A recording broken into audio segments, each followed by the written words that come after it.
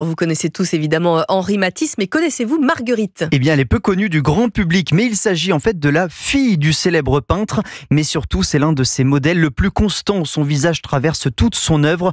Depuis vendredi, le musée d'art moderne de Paris met en lumière cette muse discrète, mais pour autant centrale dans la carrière du peintre. Exposition que Mathis Lang a pu visiter pour Europe 1.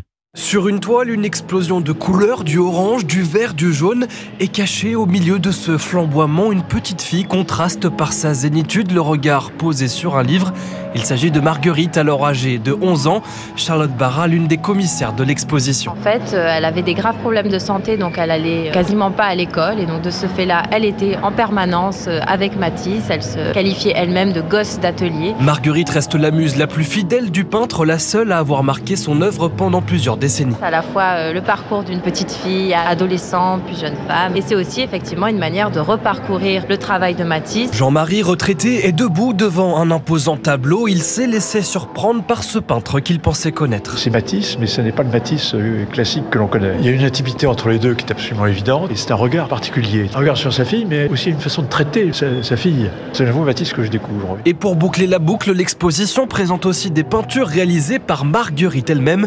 Le modèle passe donc de l'autre côté du chevalet. Matisse et Marguerite, le regard d'un père, exposition à découvrir jusqu'au 24 août.